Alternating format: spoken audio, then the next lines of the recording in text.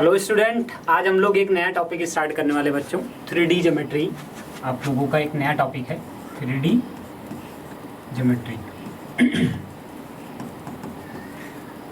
3D geometry जैसे आप लोगों ने थोड़ा सा पढ़ा होगा 2D ज्योमेट्री के बारे में। 2D ज्योमेट्री में क्या होता है कि जैसे आप लोगों को XY कोऑर्डिनेट पता होता था, आप किसी भी लाइन का इक्वेशन निकालते थे तो XY के टर्म में निकालते थे।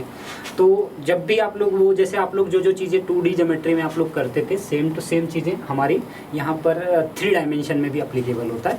तो चलो हम लोग थोड़ा सा उसी से रिलेट करके मतलब ये टॉपिक समझने वाले। इसके लिए आप लोगों को 3D ज्योमेट्री समझने के लिए आपको क्या आना चाहिए? वेक्टर आना चाहिए। अगर आपको वेक्टर आता है तो आप लोगों को 3D ज्योमेट्री समझने में थोड़ी सी क्या होगी, आसानी होगी। तो पहले हम लोग थोड़ा सा जस्ट डेफिनेशन समझते हैं। पहले एक बार मैं थोड़ा सा रफली बताता हूँ कि 3D होता क्या है, 3D का मतलब क्या होता है। जैसे बच्चों अभी हम लोग जो देख रहे हैं वो 3D है एक प्रकार से। जस्ट रफली अगर हम बोलें तो ऐसा समझो कि जैसे इस कमरे में है, कमरे में कौन कौन सा डायमेंशन है। कमरे में देखो, कमरे में एक डायमेंशन इसका ये है, इसको हम लोग एक्स एक्सिस मान सकते हैं। इस वाले डायमेंशन को, ये वाले डायमेंशन को एक्स एक्सिस मान सकते हैं, बॉटम वाले को। और ये वाले डायमेंशन मतलब ये वाले डायमेंशन को, डायरेक्शन को हम लोग मान लो जेड एक्सिस मान सकते हैं, और ऊपर वाले डायमेंशन को हम लोग मान सकते हैं वाई एक्सिस।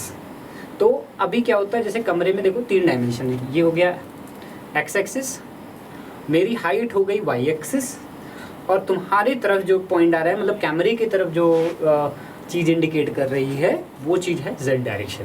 तो अगर हम लोग बोले तो ये 3 डायमेंशन, लेकिन जो आप लोग वीडियो देख रहे हो वो 2 डायमेंशन है। उसमें आप लोगों को या तो आप लोग फील कर पा रहे हो मेनली लेंथ, या आप लोग उसकी हाइट महसूस कर पा रहे हो, विड्थ नहीं। जैसे हम लोग जो विड्थ वगैरह या जो चीज़ महसूस करते हैं वो रियल में हमारे माइंड के द्वारा क्रिएट होता है। मतलब ऐसा नहीं होता कि रियल में जो आप देख रहे हो वो 3D है। जैसे क्या होता है कि जब आप पिक्चर्स देखते हो, जो भी फोटोज़ वगैरह देखते हो ना, सारे फोटोज़ भी क्या होते हैं, वो सारे 2D होते हैं। मतलब एक पिक्चर के ऊपर दूसरा पिक्चर, दूसरे पिक्चर के ऊपर तीसरा। जैसे आप लोग स्कूल में जब फोटो सेशन होता है तो हर एक फ़ोटो के ऊपर एक दूसरे की हाई मतलब इमेज होती है, फ़ोटो होती है। रियल में पीछे नहीं होता, वो ऊपर होता है। ऐसा हमें फील, दरअसल हमने उस चीज़ को, इवेंट को देख रखा है, तो हमारा दिमाग उसे फील कराता है कि ये आगे खड़े थे, ये आगे बैठे थे या खड़े थे, और इनके पीछे ये खड़े थे, इनके पीछे ये। तो हम वो जस्ट इमेजिन करते हैं, मतलब हमारे दिमाग के द्वारा वो मतलब हमारा माइंड उसे एनालाइज करके ये दिखाता है कि भाई ऐसा कुछ ये पिक्चर था। तो अब क्या होता है, लेकिन वो रियल में होता है 2D। हर चीज़ में केवल हमें क्या महसूस होता है, उसकी लेंथ और हाइट, ये चीज़ महसूस होती है। विड्थ उसकी आसानी से हमें नहीं दिखती। जब भी अगर विड्थ दिखने लगे समझ लो 3 डायमेंशन में। तो जैसे आप लोग बच्चों यहाँ पर देखो, जैसे मान लो ये हमारा कौन सा एक्सिस है, ये वाई एक्सिस है। ये हमारा कौन सा एक्सिस है, ये हमारा एक्स एक्सिस है। ये वाई एक्सिस, ये एक्स एक्सिस, और जो तुम्हारी तरफ डायमेंशन आएगा, डायरेक्शन आएगा, ये तुम्हारी तरफ मान लो ये आउटवर्ड आ रहा है, बाहर की ओर। बाहर की ओर तुम्हें फील करना पड़ेगा, ये मानना पड़ेगा तुम्हारी तरफ आ रहा है। जबकि अब एग्जैक्टली ऐसा सोचो कि ये ऐसा कुछ है, इस तरह बाहर की ओर। तो ये हमारा जेड डायरेक्शन, तो एक्स वाई, और ये हमारा जेड डायरेक्शन, 3rd डायमेंशन। अब क्या होता है इसमें, जैसे आप लोगों ने 2D में पढ़ा है क्वाड्रेंट सिस्टम। आपने क्या पढ़ा है 2D में?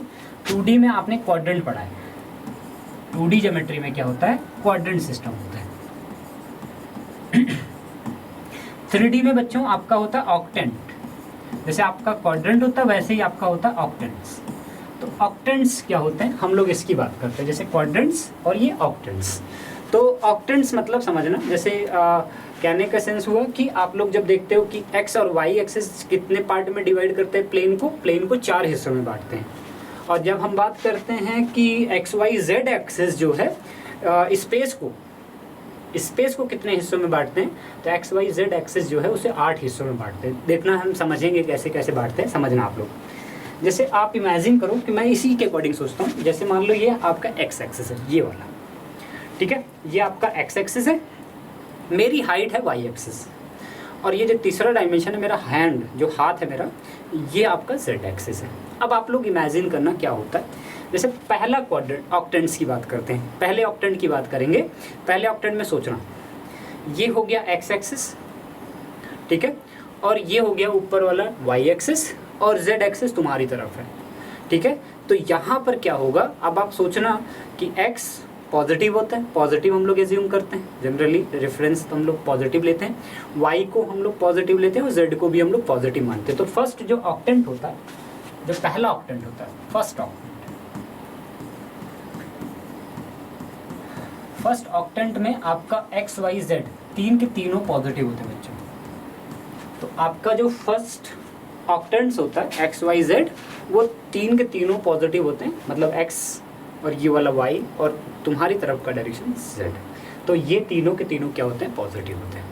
जब हम बात करते हैं किसके बारे में, हम लोग बात करते हैं सेकेंड ऑक्टेंट्स के बारे में। तो सेकेंड ऑक्टेंट समझना आप लोग, जैसे आप लोग एक्स डैश उधर चले जाते हो, तो अब आपको एक्स डैश की तरफ जाना है। तो ये हो गया बच्चों एक्स डैश, मेरा ये वाला हैंड जो है एक्स वाला काम, एक्स डैश का काम कर रहा है। मेरी हाइट अभी भी वाई है, ऊपर का डायरेक्शन इंडिकेट कर रहा है, और तुम्हारे तरफ वाला डायरेक्शन जेड। तो मतलब अगर हम बोलें तो पहला ऑक्टेंट होता क्या है, तो आपका पहला ऑक्टेंट होता है एक्स वाई जेड, इसमें एक्स वाई जेड होता है।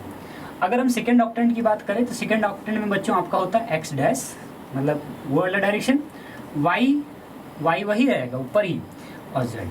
तो जो सेकेंड ऑक्टेंट होता है, ये इसको हम लोग सेकेंड ऑक्टेंट बोलते हैं, सेकेंड ऑक्टेंट। जो आपका सेकेंड ऑक्टेंट होता है वो होता है एक्स माइनस हो जाता है, वाई अभी भी आपका प्लस होता है, और जेड आपका प्लस होता है। तो ये हो गया माइनस प्लस प्लस, ठीक है।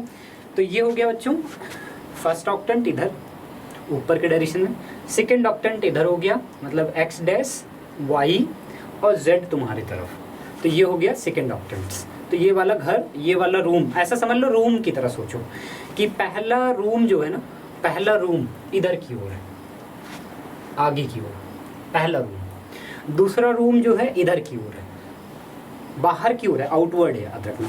और थर्ड रूम नीचे की ओर है लेकिन बाहर की ओर, याद रखना। थर्ड रूम जो है, थर्ड बॉक्स जो बन रहा है वो आगे की ओर है, इस तरफ। तो अब इसमें क्या होगा समझना, एक्स डैश तो अभी भी उधर ही रहेगा, थर्ड, जैसे आप लोग थर्ड क्वाड्रेंट पढ़ते हो वैसा ही एक्स डैश, लेकिन वाई नीचे चला जाएगा, यहाँ पर आ जाता है बच्चों वाई डैश, और जेड अभी भी आउटवर्ड ही रहेगा, जेड। तो ये हमारा होता है बच्चों थर्ड ऑक्टेंट, थर्ड ऑक्टेंट। और थर्ड ऑक्टेंट में आपका क्या होता है, आप लोगों ने पढ़ा होगा, थर्ड जैसे क्वाड्रेंट होता है ना, थर्ड क्वाड्रेंट निगेटिव निगेटिव होता है, और यहाँ पर अभी जेड रहेगा, जेड मतलब तुम्हारी तरफ, ये पॉजिटिव रहेगा। आप लोग थोड़ा सा ऐसे भी रिलेट कर सकते हो, ऐसे सोचना आप लोग थोड़ा सा कि पहला क्वाड्रेंट क्या होता है, पहले क्वाड्रेंट में आप लोगों ने देखा होगा कि एक्स वाई दोनों प्लस प्लस होता है, तो प्लस प्लस, और जेड प्लस होता है, आपको पता ही है, जेड डायरेक्शन प्लस रहेगा। फिर जब हम सेकेंड ऑक्टेंट्स में जाते हैं, सेकेंड ऑक्टेंट्स में, तो सेकेंड ऑक्टेंट्स में क्या होता है, अभी भी वही लगाना जो सेकेंड क्वाड्रेंट में आप लोग लगाते थे। सेकेंड क्वाड्रेंट में क्या होता था, आपका एक्स मतलब एक्स निगेटिव हो जाता था, वाई पॉजिटिव होता था, तो निगेटिव और पॉजिटिव वही रहेगा, और जेड वाला तुम्हारी तरफ रहेगा बस। तो ये हो गया जेड।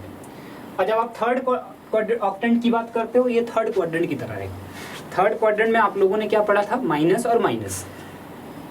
थर्ड ऑक्टेंट्स में आपने क्या, थर्ड क्वाड्रेंट में आपने क्या पढ़ा हुआ है, माइनस माइनस। तो यहाँ पर भी माइनस माइनस, और जेड आपका जो रहेगा, जेड जो होगा आपका वो प्लस रहेगा। तो ये देखो जेड प्लस तुम्हारी तरफ। और जब हम फोर्थ ऑक्टेंट्स में जाते हैं तो आप लोग ध्यान से सोचना, फोर्थ ऑक्टेंट्स मतलब फोर्थ क्वाड्रेंट साइड में आना है, फोर्थ क्वाड्रेंट साइड में। तो फोर्थ क्वाड्रेंट मतलब हो जाता है आप लोगों का एक्स, और नीचे होता है फोर्थ वाई डैश, और जेड मतलब तुम्हारी तरफ ही अभी भी रहेगा वो बॉक्स। तो यहाँ पर हो जाएगा बच्चों फोर्थ, और ये फोर्थ ऑक्टेंट है। और फोर्थ ऑक्टेंट में आप लोगों का क्या होता है, आप लोगों का एक्स पॉजिटिव होता है, निगेटिव होता है नीचे की ओर। आप लोगों ने पॉजिटिव निगेटिव फोर्थ क्वाड्रेंट में पढ़ा ही होगा कि कोऑर्डिनेट जो होता है फोर्थ क्वाड्रेंट में पॉजिटिव और निगेटिव होता है, और यहाँ पर जेड आ जाएगा, बस जेड तुम्हारी तरफ आ जाएगा, ठीक है। तो ये जो आप लोगों ने चार ऑक्टेंट, पहले चार ऑक्टेंट्स में जेड पॉजिटिव लिया ना, सेम टू सेम आपको नेक्स्ट फोर ऑक्टेंट्स में आपको क्या करना पड़ेगा, जेड को निगेटिव लेना पड़ेगा। बाकी सारी चीज़ें वही है हमारी, सारी की सारी चीज़ें वही है हमारी, केवल हमें क्या करना है, जेड को निगेटिव कर देना बस। तो जब आपसे कोई बोले फिफ्थ ऑक्टेंट्स तो फिफ्थ ऑक्टेंट्स का मतलब अब इसमें जेड डैश आना शुरू हो जाएगा। तो अगर मैं बोलूँ एक्स वाई जैसे पहला है ना, तो यहाँ पर जेड डैश, तो इसे हम बच्चे बोलते हैं फिफ्थ ऑक्टेंट्स। ये हमारा फिफ्थ ऑक्टेंट्स है। और फिफ्थ ऑक्टेंट्स में क्या होता है आप लोग सोचना, एक्स आपका प्लस रहेगा, वाई आपका प्लस रहेगा, और जेड डैश, अब ये जेड डैश नेगेटिव होना शुरू हो जाएगा। मतलब जैसे आप लोग सोचो कि फर्स्ट ऑक्टेंट्स की तरह ही हो गया, प्लस प्लस ये दोनों प्लस हो जाता है और आपका केवल z जो है माइनस, मतलब माइनस का मतलब z का जब हम बोले z माइनस तो मतलब इनवर्ड डायरेक्शन बोल रहे हैं। जैसे मैंने बोला कि जब हम बोले कि z तो आउटवर्ड, z डैश बोले तो इनवर्ड, अंदर की ओर, तो स्क्रीन के अंदर की ओर, तुम्हारे स्क्रीन के अंदर की ओर होगा z डैश। अब हम जब बोलते हैं सिक्स्थ ऑक्टेंट तो आपका सिक्स्थ ऑक्टेंट क्या होता है समझना आप लोग, तो आप लोगों को पता ही चल गया होगा, जैसे एकदम एग्जैक्टली यही रहेगा, केवल z डैश आ जाएगा, तो x डैश y और z डैश। तो आपका क्या होगा वैल्यू, आपकी मतलब जो उनके वैल्यूज होंगे, मतलब सिक्स्थ ऑक्टेंट के जो वैल्यूज होंगे वो क्या होगा, तो आपका जो है ये आएगा x डैश निगेटिव, पॉजिटिव और निगेटिव। इसे थोड़ा सा ऐसे सोच लो बच्चों कि सेकेंड क्वाड्रेंट क्या होता है, सेकेंड क्वाड्रेंट आपका निगेटिव और पॉजिटिव होता है, इनवर्ड डायरेक्शन, अंदर का डायरेक्शन हो जाएगा माइनस, तो निगेटिव पॉजिटिव निगेटिव। और जब आप आते हो सेवेंथ ऑक्टेंट में, सेवेंथ ऑक्टेंट में, तो सेवेंथ ऑक्टेंट में होता है एक्स डैश, वाई डैश नीचे चले गए और जेड डैश। तो यहाँ पर बच्चों आप लोग को समझ में आ गया होगा माइनस माइनस और माइनस, ठीक है। और जब आप फोर्थ ऑक्टेंट्स में आओगे तो फोर्थ ऑक्टेंट इसकी तरह हो जाता है, ये हो जाता है एक्स वाई डैश और ये हो जाएगा बच्चों जेड डैश। तो ये हो जाएगा हमारा एट्थ ऑक्टेंट, एट्थ ऑक्टेंट। और जो हमारा एट्थ ऑक्टेंट होता है वो क्या होता है, तो आपका x पॉजिटिव, y निगेटिव और z भी निगेटिव। तो पहले थोड़ा सा अगर मैं आप लोगों को फिर से थोड़ा सा दूसरे एक बार इसे रिकॉल कराऊं कि जो मैंने भी बताया आप लोगों को, आप लोग इसे ऐसे सोचना कि जैसे मैं बोलूँ फर्स्ट ऑक्टेंट, तुरंत आपको x y वही पुराना वाला लेना है, क्वाड्रेंट वाला, केवल z को पॉजिटिव कर देना है। फिर आपको मैं बोलूँ सेकंड ऑक्टेंट्स, तो सेकंड ऑक्टेंट्स में जब आप जाओगे तो सेकंड ऑक्टेंट्स में भी आपको वही रूल लगाना है कि जो आपका क्वाड्रेंट सिस्टम होता था, क्वाड्रेंट सिस्टम में क्या होता था कि निगेटिव और पॉजिटिव, तो केवल आपको z को पॉजिटिव कर देना है। थर्ड ऑक्टेंट्स में आप लोग जाओगे तो थर्ड ऑक्टेंट में थर्ड क्वाड्रेंट का रूल लगाना, और थर्ड क्वाड्रेंट में आप लोग क्या पढ़े हो कि थर्ड क्वाड्रेंट में आप लोगों का निगेटिव निगेटिव होता है और z तुम्हारी तरफ आ जाता है तो पॉजिटिव, तो माइनस माइनस प्लस। और जब आप फोर्थ ऑक्टेंट्स में जाते हो तो फोर्थ ऑक्टेंट्स फोर्थ क्वाड्रेंट के जैसा होगा, और फोर्थ क्वाड्रेंट का मतलब क्या हो गया कि आप लोगों की वैल्यू x पॉजिटिव और फिर y नेगेटिव और z तुम्हारी तरफ वो भी पॉजिटिव। तो ये हो गया पहले के चार ऑक्टेंट्स।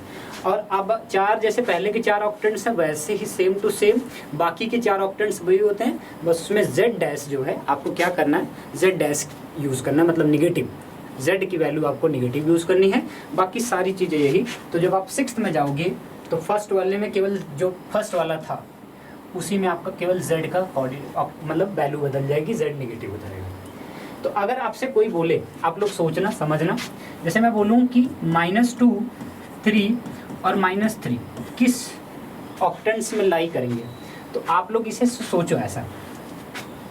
अब देखना आपको केवल पहले के दो देखने हैं, पहले के दो देखने हैं, बाकी तीसरे वाले को बाद में देखना है। तो पहले के दो देख रहे हो आप लोग, क्या हो रहा है, पहले के दो क्या हो रहे हैं, माइनस प्लस माइनस प्लस। तो आपको पता चल गया कि ये तो x डैश हो गया, ये हो गया y ऊपर की ओर, तो ये सेकंड का। लेकिन सेकंड के अपोजिट में क्या होता है, सेकंड के जस्ट अपोजिट में आपका सिक्स्थ होता है। तो आप लोगों को बच्चों यहाँ पर देखना z निगेटिव है, अब देखना है z निगेटिव है, तो z निगेटिव मतलब इनवर्ड हो गया।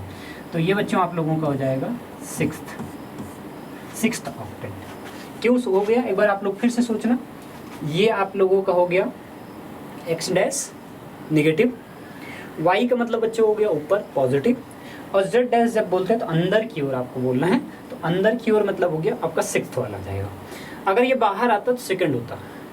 ऐसा सोच लो कि फर्स्ट के अपोजिट में फिफ्थ होता है पीछे के साइड में, और सेकंड के अपोजिट में सिक्स्थ होता है, थर्ड के अपोजिट में सेवन्थ होता है, और फोर्थ के अपोजिट में एट्थ होता है, मतलब पीछे के साइड में z डैश की डायरेक्शन। तो ऐसे सोचना फर्स्ट ऑक्टेंट। तो अभी आप लोगों से मैं बोलूँ, जैसे अब आप लोग मुझे ये बताओ -1, 2 और 3 ये कौन से ऑक्टेंट्स में जाएगा, तो अब आप लोग देखो कौन से ऑक्टेंट्स में जा रहा है, x माइनस है, y z प्लस है। अब आप सोचना पहले के दो देखो, पहले के दो तो ये हमारा फोर्थ क्वाड्रेंट में जा रहा है, पहले के दो क्वाड्रेंट के हिसाब से देखें तो ये अगर हम देखें तो फोर्थ क्वाड्रेंट में जा रहा है, और z पॉजिटिव है बच्चों, तो ये हमारा फोर्थ ऑक्टेंट भी हो गया।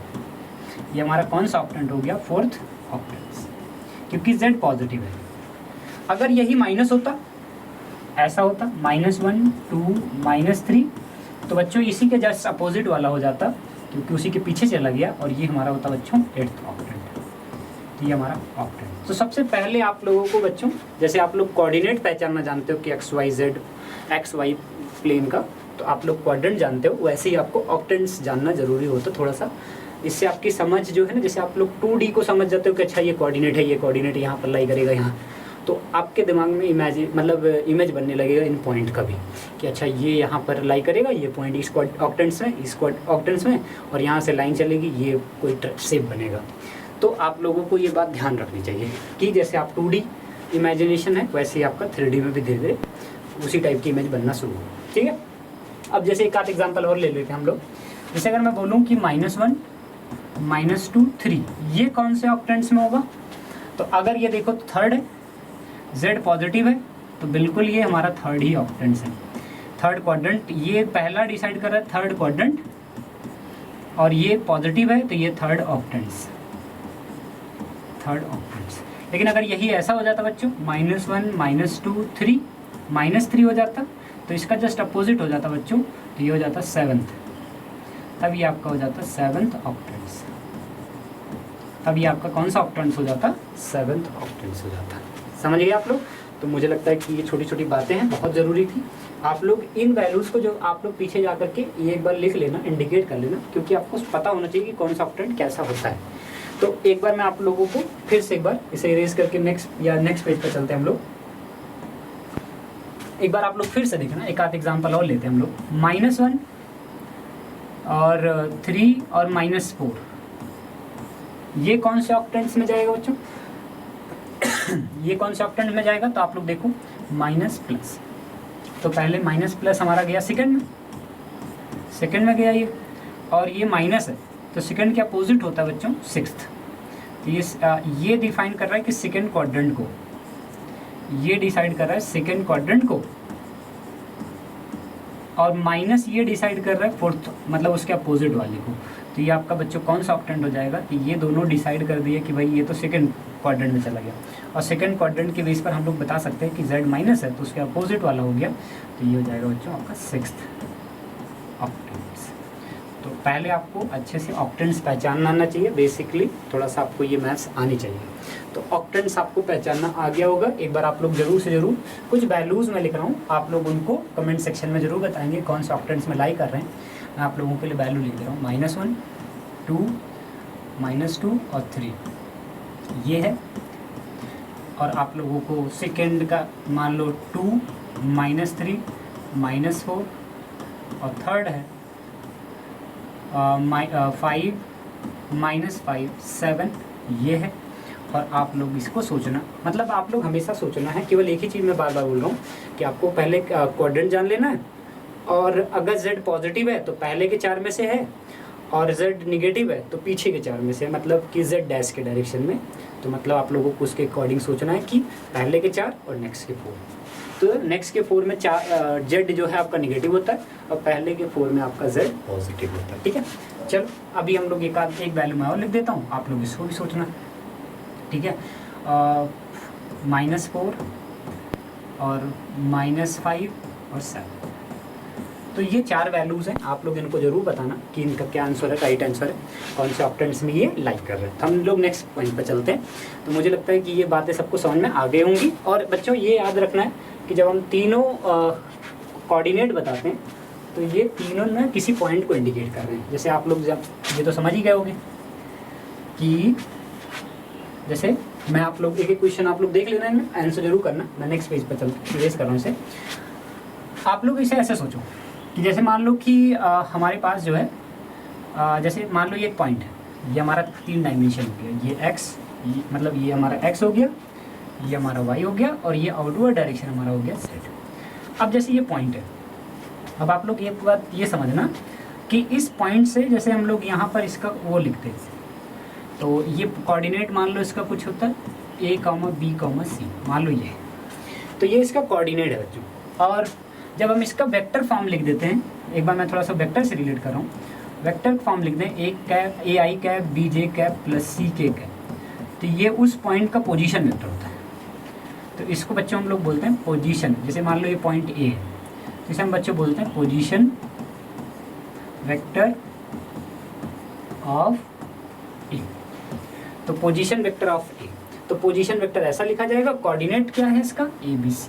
तो याद रखना है कि पोजीशन वेक्टर को हम कोऑर्डिनेट के फॉर्म में लिखते हैं। तो मतलब मैंने क्यों बोला कि वेक्टर और 3D थोड़ा सा रिलेटेड है, क्योंकि जब हम लोग पोजीशन वेक्टर बताते हैं तो आई जे के कैप में कंपोनेंट बताते हैं और उन्हीं कंपोनेंट को हम कोऑर्डिनेट के फॉर्म में लिख दें। मतलब जैसे जो भी चीज़ है उससे हमें क्या पता चल जाता है बच्चों कि वो कोऑर्डिनेट क्या है, उस पॉइंट का कोऑर्डिनेट क्या है। तो कोऑर्डिनेट और पोजीशन वेक्टर आप लोग को ध्यान रखना है एक ही चीज़ को इंडिकेट करते हैं। बस वहाँ पर आई कैप जे कैप लगा करके हम लोग क्या करते हैं, उसे वेक्टर के फॉर्म में लिखते हैं और यहाँ पर हम कोऑर्डिनेट के फॉर्म में, ठीक है, सॉरी आई मतलब वेक्टर के फॉर्म में। चलो बच्चों हम लोग ये अगले पॉइंट पर चलते हैं कि ये पोजीशन वेक्टर समझ में आ गया आप लोगों को। सबसे पहला बच्चों इसमें 3D में आप लोगों को छोटी छोटी बातें हैं, जानना चाहिए सबको। अब जैसे अगर हमें किसी दो पॉइंट का बीच का, जैसे मान लो बच्चों पॉइंट हमें ए दे दिया गया है, पॉइंट ए दिया गया हमें मान लो x1 y1 z1 और वेक्टर बी दे दिया गया बच्चों हमें मान लो x2 y2 और z2। तो जैसे मैं दो पॉइंट दे दिया गया, ये पॉइंट ए है, ये पॉइंट बी है। और अगर मैं आप लोगों से बोलूं कि जैसे ए बी का लाइन ए बी, मतलब मान लो ये ए है और ये बी है, तो इसे हम कह सकते हैं line A B, line A B. तो लाइन ए बी का अगर हमें क्या निकालना हो, डायरेक्शन रेशियोज, डायरेक्शन रेशियोज एक टर्म आता है, डायरेक्शन रेशियोज क्या होता है, इसे कहते हैं डीसीज, डायरेक्शन रेशियोज। तो डायरेक्शन रेशियोज कैसे निकालते हैं बच्चों हम लोग ये देखेंगे। तो हम इसमें क्या करते हैं, जैसे ऐसा कह सकते हो कि डायरेक्शन रेशियोज वेक्टर में डिस्प्लेसमेंट वेक्टर होता है, डिस्प्लेसमेंट ये वेक्टर में, डायरेक्शन रेशियोज को ही हम लोग वेक्टर में क्या बोलते हैं, डिस्प्लेसमेंट वेक्टर। वेक्टर में डायरेक्शन रेशियोज मतलब कोऑर्डिनेट ज्योमेट्री में हम उसे डायरेक्शन रेशियोज बोलते हैं और वेक्टर क्वांटिटी में हम लोग उसे किस क्या बोलते हैं, डिस्प्लेसमेंट वेक्टर। और डिस्प्लेसमेंट वेक्टर मैंने आप लोगों को सिखाया भी था, क्या करते थे याद है आप लोगों को, OB माइनस OA निकालते थे। जैसे मान लो मुझे AB निकालना हुआ, तो AB वेक्टर को हम लोग निकालते थे OB माइनस OA करके, तो OB माइनस OA करते थे। तो सेम टू सेम यहाँ पर बस उसे कोऑर्डिनेट की फॉर्म में लिखना है, आपको आई कैप जे कैप के कैप नहीं लगाना है, आपको केवल क्या करना है, उसको कोऑर्डिनेट के फॉर्म में लिखना है। तो ये बन जाएगा बच्चों x2 माइनस x1 कामा y2 माइनस y1 कामा z2 माइनस z1। ये बच्चों आप लोगों का डायरेक्शन रेशियोज है। और अगर इसमें आई कैप जे कैप के कैप लगा दो तो यही हमारा डिस्प्लेसमेंट वेक्टर है। तो आप लोग देखना, इसे हम लोग डिस्प्लेसमेंट वेक्टर भी बोलते हैं। मैं आप लोगों को बता दे रहा हूँ, जैसे ए बी वेक्टर बोलते थे तो आप लोग क्या बोलते थे, x2 माइनस x1 आई कैप प्लस आप लोग दूसरी वैल्यू क्या लिखोगे, y2 माइनस y1 जे कैप और प्लस z2 माइनस z1 के कैप। तो ये बच्चों यहाँ पर डिस्प्लेसमेंट वेक्टर होता है और इसी को अगर हम लोग कोऑर्डिनेट के फॉर्म में लिख दें, कोऑर्डिनेट के फॉर्म में x2 माइनस x1 कामा y2 माइनस y1 कामा z2 माइनस z1, तो ये हमारा बच्चों होता है डायरेक्शन रेशियोज। तो आप लोगों को सिंपली वेक्टर आना चाहिए। वेक्टर में आप लोगों ने जो डिस्प्लेसमेंट वेक्टर पढ़ा है, तो मैं थोड़ा सा एक बार दो बातें रिलेट करता हूँ। पोजीशन वेक्टर किसको बताता है, उस पॉइंट के कोऑर्डिनेट को रिप्रेजेंट करता है। और डिस्प्लेसमेंट वेक्टर क्या बताता है, डायरेक्शन रेशियोज से कोरिलेटेड होता है। मतलब डायरेक्शन रेशियोज और डिस्प्लेसमेंट वेक्टर एक दूसरे से कोरिलेटेड है और पोजीशन वेक्टर और पॉइंट का कोऑर्डिनेट ये दोनों एक दूसरे से कोरिलेटेड है। अब एक छोटा सा टर्म आता है डायरेक्शन कोसाइंस, डायरेक्शन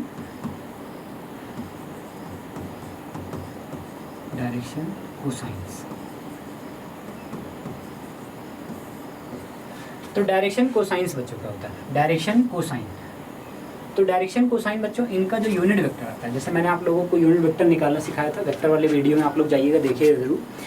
तो डायरेक्शन कोसाइन जो है, जो यूनिट वेक्टर आता है, जैसे डिस्प्लेसमेंट वेक्टर का जो भी यूनिट वेक्टर आएगा, किसी भी लाइन का अगर हमें डायरेक्शन कोसाइन बताना है तो हमें क्या चाहिए, हमें उसका क्या चाहिए, हमें उसका डायरेक्शन रेशियो चाहिए। और डायरेक्शन रेशियोज से हम लोग क्या बता सकते हैं, उसका डायरेक्शन कोसाइन बता सकते हैं। तो डायरेक्शन कोसाइन कैसे निकाल लेंगे, तो मैंने बोला कि इन तीनों को, जैसे हमारी ये डिस्प्लेसमेंट वेक्टर के डायरेक्शन रेशियोज हैं, मतलब या हम लोग कह सकते हैं कंपोनेंट्स हैं, अगर हम इनका मॉड निकाल दें और इनके मॉड से इन्हीं को डिवाइड कर दें, आप लोग थोड़ा सा वीडियो में देखना, पुराने वीडियो में, तो उसमें मैंने समझा भी रखा है कि अगर हम किसी वेक्टर को उसी के मैग्नीट्यूड से डिवाइड कर दें तो हमें यूनिट वेक्टर मिल जाता है। तो वैसे ही अगर हम डायरेक्शन रेशियोज़ को उस लाइन के लेंथ से डिवाइड कर दें, लाइन का लेंथ मतलब बच्चों उसका मॉड मैग्नीट्यूड, तो उस लाइन के लेंथ से डिवाइड कर दें तो हमें उसका क्या मिल जाता है, डायरेक्शन रेशियोज। जैसे मान लो एक थोड़ा सा यहाँ पर अब हमें डायरेक्शन कोसाइन निकालने में थोड़ा सा कैलकुलेशन ज़्यादा लिखना पड़ेगा। ऐसा समझ लो कि मान लो किसी का डायरेक्शन रेशियोज ऐसा है, एक एग्जांपल मैं लेता हूँ, लेट कर लेते हैं, लेट द डायरेक्शन रेशियोज, ये जो वैल्यू आई ऐसा कुछ सिंपल वैल्यू आता है, let the direction ratios of a line, किसी लाइन का मान लो डायरेक्शन रेशियोज जो है ना ऐसा कुछ है, मान लो x1, y1, z1, ऐसा कुछ वैल्यू आता है। मान लो इसको सॉल्व करने के बाद ऐसा कुछ आया, मान लो z1, x1, y1, z1, और अगर हमें इसका डायरेक्शन कोसाइन निकालना हुआ तो क्या करेंगे, डायरेक्शन, ये तो डायरेक्शन रेशियोज हो गया, और डायरेक्शन कोसाइन निकालना हुआ इसका तो हम क्या करेंगे, इसके मॉड से डिवाइड कर देंगे। मॉड मतलब समझते हो आप लोग, अंडर रूट क्या, x1 का स्क्वायर प्लस y1 का स्क्वायर प्लस z1 का स्क्वायर, कामा y जब आप लोग निकालोगे तो y में आप क्या लिखोगे, y में आप लोग लिखोगे y1 upon under root x1 का स्क्वायर प्लस y1 का स्क्वायर प्लस z1 का स्क्वायर, और z का भी आप लोग ऐसा लिखोगे z upon under root x1 का स्क्वायर प्लस y1 का स्क्वायर और प्लस z1 का स्क्वायर। बच्चों ये आपका डायरेक्शन कोसाइन। तो पहले एक बार मैं फिर से थोड़ा सा रिकॉल कराता हूँ आप लोग को बच्चों। आपको पहले डायरेक्शन रेशियोज पता होना चाहिए। डायरेक्शन रेशियोज डिस्प्लेसमेंट वेक्टर की तरह निकाला जाता है। तो आपको क्या करना है, simply x2 minus x1, y2 minus y1, z2 minus z1। तो ये हो गया हमारा डायरेक्शन रेशियोज। और अगर हमें कोई मान लो सिंपल सी वैल्यू आ गई 2, 3, 5, इनका मॉड निकालना मैंने आप लोग को सिखाया था, अंडर रूट पहले वाले पार्ट का स्क्वायर, दूसरे वाले पार्ट का स्क्वायर प्लस तीसरे वाले पार्ट का स्क्वायर। अब इससे आप अगर डिवाइड कर दोगे तो आपको यूनिट वेक्टर मिलता है, और जो यूनिट वेक्टर मिलता है उसी को हम लोग क्या बोलते हैं, डायरेक्शन कोसाइंस बोलते हैं। तो डायरेक्शन कोसाइन जब भी हम किसी लाइन का निकालेंगे, बस यहाँ पर आई कैप, जे कैप, के कैप नहीं लगाते हम लोग जनरली, यहाँ पर अभी नहीं लगा है, हम लोग यहाँ पर ऐसे लिखते हैं कोऑर्डिनेट के फॉर्म में, मतलब कॉमा लगा करके लिख देते हैं, ठीक है। तो यहाँ पर इसे बच्चों हम लोग बोलते हैं डायरेक्शन कोसाइन, और ये हमारा हो गया डायरेक्शन रेशियोज निकालने का तरीका। तो आप लोग एनसीईआरटी के क्वेश्चन देखोगे तो स्टार्टिंग में यही चीज़ें निकालनी है कि या तो आपको क्या फाइंड करना है, डायरेक्शन रेशियोज फाइंड करना है, कोई 2 पॉइंट दिए गए हैं, उनके डायरेक्शन रेशियोज निकालने हैं, या आपको क्या करना है, डायरेक्शन कोसाइन निकालना है। और एनडीए वगैरह में भी डायरेक्शन कोसाइन वगैरह के क्वेश्चन पूछे गए हैं, ठीक है। थोड़ा सा मैं एक बार आप लोगों को डायरेक्शन कोसाइन में 1-2 चीज़ें और बताऊँगा, आप लोग इस बातों को समझ लो पहले एक बार फिर से। डायरेक्शन कोसाइन के बारे में थोड़ा सा और बातें हम लोग करेंगे। डायरेक्शन कोसाइन, तो डायरेक्शन कोसाइन बच्चों हमने आप लोगों को वेक्टर वाले पार्ट में बताया था, कुछ न्यूमेरिकल हमने किए थे। तो मैं उसको हम लोग क्या करते हैं, जैसे आप इमेजिन करना कि ये हमारा मान लो x एक्सिस है, ये y एक्सिस है, और आउटवर्ड वाला डायरेक्शन z एक्सिस है, और कोई वेक्टर इस इधर कहीं है ऐसा। अब देखो मैं इस प्लेन में एक्स वाई प्लेन में नहीं ले जा रहा उसे, वो रियल में बच्चों इधर की इस प्लेन में है कहीं, मान लो इस वाले प्लेन में, और इस वाले प्लेन में है। अब आप सोचना कि इस वाले डायमेंशन में, डायमेंशन मान लेना क्योंकि मतलब 3D है, तो ऑब्वियस सी बात है इस वाले स्पेस में है, मतलब ऑक्टेंट्स बोल दो तो इस वाले ऑक्टेंट्स में है। तो अब यहाँ पर आप लोग सोचना कि इस वाले ऑक्टेंट्स में है, तो ये यहाँ पर कोई पॉइंट है। अब इसे हम थोड़ा सा 3D में तो डायग्राम में बना के नहीं देख सकते हम लोग, लेकिन हम समझ दिमाग लगा सकते हैं कि ये कुछ इधर है। तो अब यहाँ पर आप लोग सोच लेना बच्चों कि ये कुछ ऐसा मान लो बाहर की ओर, तो इसने जो है एक्स एक्सिस के साथ एंगल बनाया अल्फा। अब आप थोड़ा सा इसे ऐसे सोचना, प्रैक्टिकली सोचना, जैसे बच्चों ये ऐसा कुछ है। अब आप सोचना थोड़ा सा मैं ना इसे ऐसे समझाता हूँ कि एंगल अल्फा क्या बनेगा। अब एंगल अल्फा सोचना, थोड़ा सा 3D में सोचना पड़ेगा। ये वाला एंगल आपका अल्फा होगा, मतलब जो मैंने ये मार्कर पकड़ रखा है, मार्कर के साथ एक्स एक्सिस का एंगल, मार्कर के साथ वाई एक्सिस का एंगल, मार्कर के साथ जो वाई एक्सिस का एंगल होगा ये वाला इधर की ओर, पीछे की ओर, ये हमारा बच्चों बीटा होता है। तो ये जो एंगल है बीटा है। रियल में आप लोगों को ध्यान रखना है अल्फा और बीटा अलग अलग डायरेक्शन में है, दोनों 3 डायमेंशन में है। तो बच्चों अल्फा हमारा ये है इधर से इधर, और ये हमारा बीटा है, और ये जो जेड एक्सिस के साथ तुम्हारे वाले डायरेक्शन के साथ जो एंगल बनाएगा वो गामा है। मतलब अगर हम लोग इसे थोड़ा सा ऐसा सोचें कि एक और डायमेंशन अगर हम कोई और लेना शुरू प्रयास करें, तो ऐसा सोच लो कि ये वाला मार्कर, ऐसा सोचो ये हमारा जेड है, तो जेड वाले के साथ बच्चों जो एंगल बना रहा है ना, ये जेड वाले के साथ, ये देखना जेड वाले के साथ जो एंगल बना रहा है ये वाला लाइन, वो हमारा गामा है।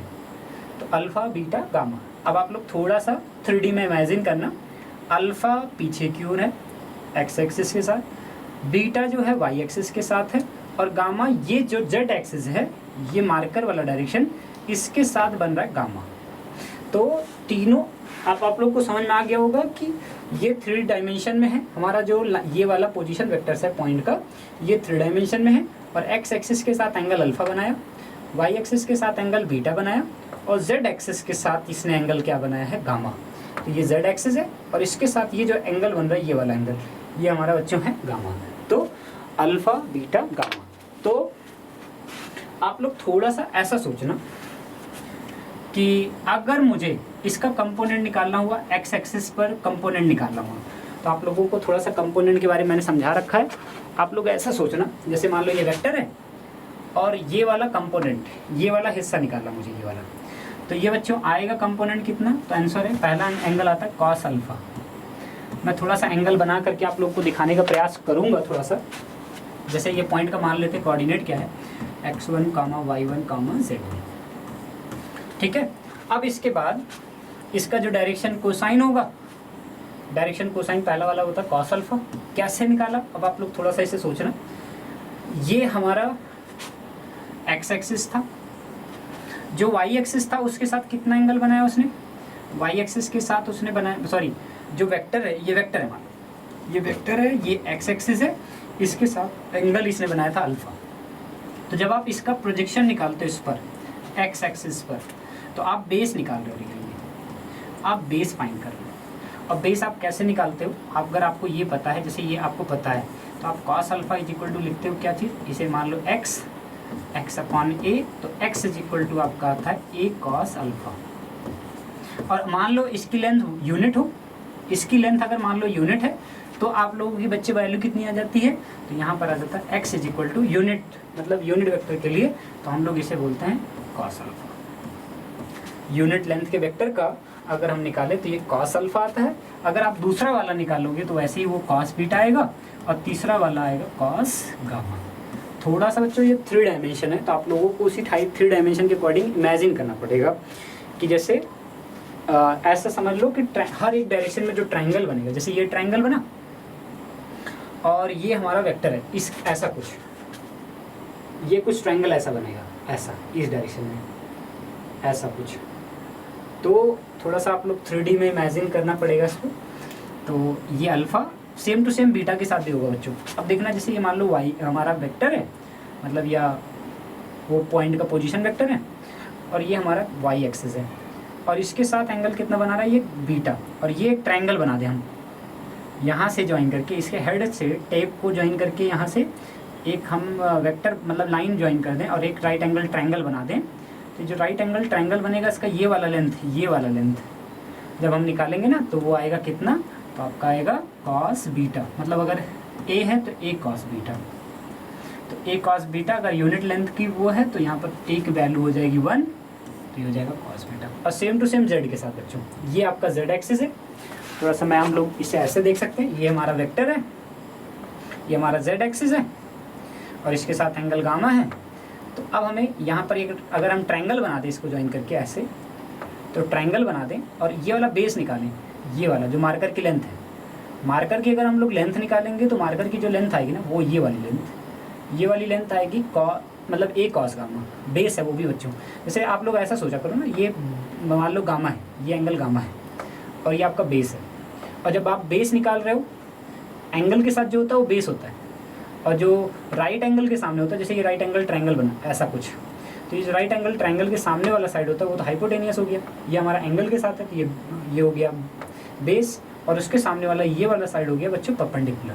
तो यहाँ पर हम बेस निकाल रहे हैं। जब भी बेस निकालेंगे आप लोग याद रखना बेस में कॉस आता है, बेस वाले में कॉस आता है, बेस अपॉन हाइपोटेनियस कॉस।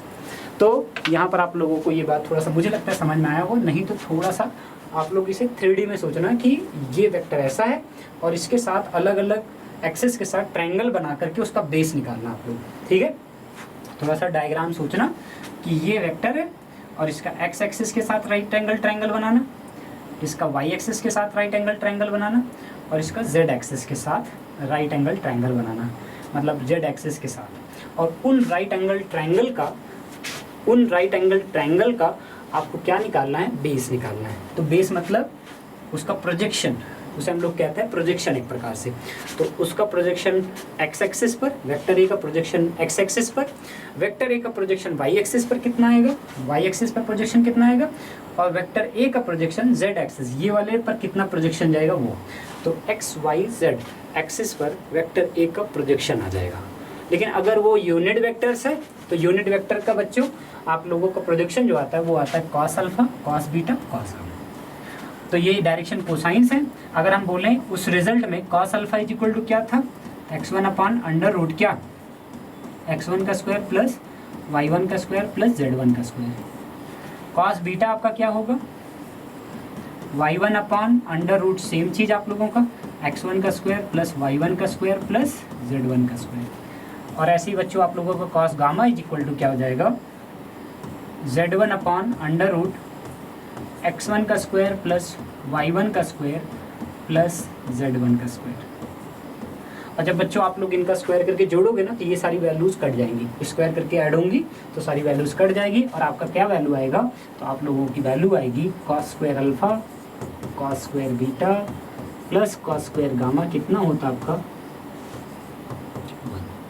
तो आप लोगों के पास डायरेक्शन कोसाइंस निकालने का दो तरीका हो गया।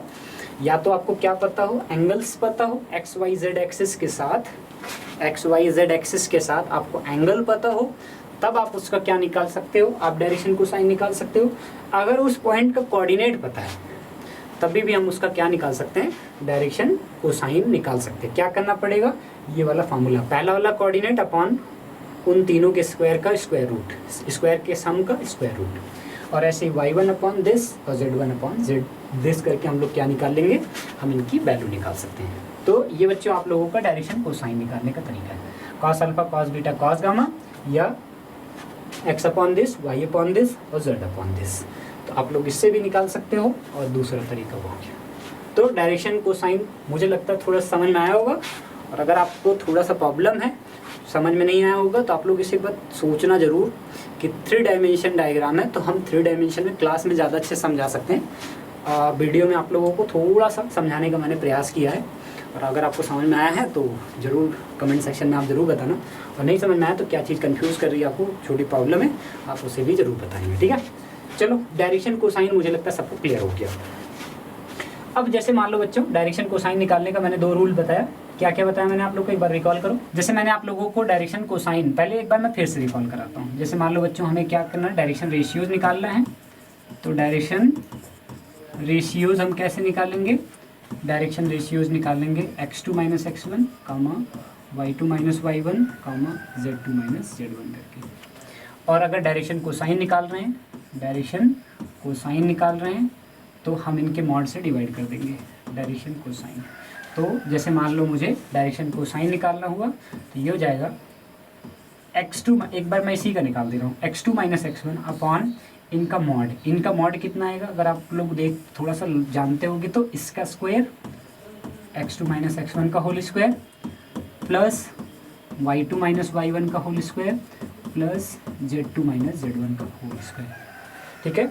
अब बच्चों ऐसे ही y वाला भी आएगा, y2 माइनस y1 अपॉन यही जो वैल्यू आई है यही सेम चीज़, और कामा z2 माइनस z1 अपॉन जो ये वैल्यू है वही सेम। ये जो नीचे वाला डिनोमिनेटर है, डिनोमिनेटर तीनों में कॉमन है, तीनों में डिनोमिनेटर कॉमन है, तो आपका ये डायरेक्शन कोसाइन हो गया। और डायरेक्शन कोसाइंस मैंने आप लोगों को बताया, डायरेक्शन कोसाइंस आप लोग जानते रहे ना कि एक और तरीके से निकाला जाता है। मैंने कहा था अगर मान लो एंगल पता है तो cos alpha, cos beta, cos gamma से भी आप लोग उनका क्या निकाल सकते हो, डायरेक्शन कोसाइन निकाल सकते हो। अच्छा एक चीज़ और ध्यान रखना बच्चों, जो ये नीचे वाली वैल्यू रही है ये उन दोनों पॉइंट के बीच का डिस्टेंस है। जैसे आप लोग ध्यान रखना, जैसे मान लो ये पॉइंट ए है और ये हमारा पॉइंट बी है, पॉइंट ए पॉइंट बी, और इनका कोऑर्डिनेट आप लोग को बताया मैंने x1 कामा y1 कामा z1, और ये हो गया x2 कामा y2 कामा z2। और इनके बीच का अगर आपको डिस्टेंस निकालना है तो आप क्या करोगे, डिस्टेंस कैसे निकालोगे, x2 माइनस x1 का whole square plus y2 minus y1 का whole square plus z2 minus z1 का होल स्क्वायर। तो आप लोग ये करके आप लोग उसका डिस्टेंस बता सकते हो। तो आप जो डिस्टेंस आएगा, ये डिस्टेंस आ गया, तो कह सकते हो कि आप उन तीनों कोऑर्डिनेट को उनके बीच के डिस्टेंस से डिवाइड कर रहे हो। मतलब जो डायरेक्शन ये वैल्यूज आई, डायरेक्शन रेशियोज आई, डायरेक्शन रेशियोज उस लाइन का डायरेक्शन रेशियोज को उनके डिस्टेंस से, उन दोनों पॉइंट के डिस्टेंस से आप क्या कर रहे हो, डिवाइड कर रहे हो। तो आपको क्या मिल जाएगा, डायरेक्शन कोसाइंस। तो ये रहा बच्चों डायरेक्शन कोसाइन। एक जो दो चीज़ें और हैं, हम लोग आज केवल मेन टारगेट हमारा यही था कि आपको ऑक्टेंट्स समझ में आ जाए कि ऑक्टेंट्स होता क्या है, कोऑर्डिनेट, जैसे आप लोग क्वाड्रेंट सिस्टम पढ़े वैसे ऑक्टेंट सिस्टम होता है, सेम टू सेम रूल से। और फिर ऑक्टेंट सिस्टम के बाद जैसे कोई पॉइंट है तो पॉइंट का कोऑर्डिनेट पता है तो उसका हमें डायरेक्शन रेशियोज और डायरेक्शन कोसाइन निकालना हो तो हम कैसे निकाल सकते हैं। तो अभी आप लोग केवल छोटी सी एक दो पॉइंट है, इन्हीं सब चीज़ों को समझना। नेक्स्ट वीडियो में कुछ और चीज़ें आप लोगों को 3D के बारे में समझाऊंगा। मुझे लगता है कि ये सेशन आपको काफ़ी मज़ा आया होगा इन सब चीज़ों को जानने के। और कोई प्रॉब्लम होती है तो आप लोग ज़रूर कमेंट सेक्शन में बताएं कि क्या कन्फ्यूज़न हो रही है, और उसको हम दोबारा रिजॉल्व करने का प्रयास करेंगे, ठीक है। और एक दो बातें और मैं आप लोगों को बता दूं कि थोड़ी सी मैथमेटिक्स होती है, फिजिक्स होती है, ये सारी चीज़ें अगर जिनको ये समझ में आता ना उनके लिए बहुत इंटरेस्टिंग होता है। एक छोटी छोटी बातों को मतलब समझना और उनसे नया मतलब निकालना, मतलब उन सब चीज़ों को समझ करके साइंस के अकॉर्डिंग नया मतलब निकालना, उनको बहुत मज़ा आता है। लेकिन उन लोगों को बहुत बोरियत आती है जो रटते हैं। मतलब जैसे क्या होता है कि जो छोटी हर चीज़ को रटने का प्रयास करते हैं उनको थोड़ी सी प्रॉब्लम आती है। जब आपको जैसे कई सारे बच्चे शॉर्ट ट्रिक लगाते हैं, शॉर्ट ट्रिक कब काम करता है बच्चे, शॉर्ट ट्रिक तभी काम करता है जब आप उसके पीछे का रीज़न जानते हो। आप कितने शॉर्ट ट्रिक रट सकते हो, आप नहीं रट सकते भाई, आप हर एक कॉन्सेप्ट के लिए शॉर्ट ट्रिक नहीं रट सकते। मतलब हम चाहेंगे शॉर्ट ट्रिक बहुत सारे बनते रहें, तो हम क्या करते हैं, हाँ शॉर्ट ट्रिक कब अप्लीकेबल है, आपको उसके पीछे का कॉन्सेप्ट पता है, अब आप खुद भी उसका शॉर्ट ट्रिक बना सकते हो खुद के तरीके से कि मैं इसको इससे ये निकाल लूँगा और इसको ये निकाल लूँगा। तो आप लोग क्या कर सकते हो, एक दो स्टेप को खुद के लिए शॉर्ट ट्रिक बना सकते हो कि इस वैल्यू से ये आ जाएगी और इससे ये निकल जाएगा, बात खत्म।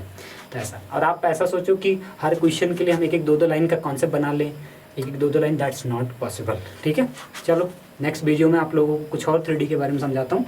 आज आप लोग थोड़ा सा ऑक्टेंट्स के बारे में सोचना और डायरेक्शन कोसाइन और डायरेक्शन रेशियोज़ के बारे में। और जो मैंने आप लोगों को एक बात समझाई उस पर ज़रूर फोकस करना कि जैसे मान लो कोई वेक्टर है मतलब 3D स्पेस में है, उस 3D स्पेस में x एक्सिस के साथ एंगल, y एक्सिस के साथ एंगल बीटा और z एक्सिस के साथ एंगल गामा, और उसका x एक्सिस पर आप परपेंडिकुलर ड्रॉ कर देना उससे, और आप उसका प्रोजेक्शन निकालना। y एक्सिस पर आप उसका क्या परपेंडिकुलर ड्रॉ कर देना, y एक्सिस पर उस वेक्टर का, और उसका प्रोजेक्शन निकालना y एक्सिस पर। और z एक्सिस पर आप उसका क्या निकाल देना, z एक्सिस पर आप एक मतलब राइट एंगल ट्रायंगल बनाना z एक्सिस के साथ, और आप उसका क्या निकालना, z एक्सिस के साथ ये वाला प्रोजेक्शन निकालना। तो आएगा cos alpha, cos beta, cos gamma, उन्हीं को। और अगर वो मैग्नीट्यूड 1 1 1 है, मान लो यूनिट वेक्टर्स है, तो उनका मैग्नीट्यूड आएगा cos alpha, cos beta, cos gamma, जो प्रोजेक्शन आएगा। और नहीं है 1 1 1 नहीं है, मतलब यूनिट वेक्टर नहीं है वो सारे, वो वेक्टर यूनिट नहीं है, तो फिर हम क्या करेंगे, फिर उसके बाद हम लोग क्या करेंगे, उसमें एक छोटा सा चेंज कर देंगे, एक कॉस अल्फा, एक कॉस बीटा और एक कॉस गामा, इसे प्रोजेक्शन बोलते हैं, ठीक है। चलो नेक्स्ट वीडियो में कुछ और चीज़ें डिस्कस करेंगे। Thank you guys, see you in next class.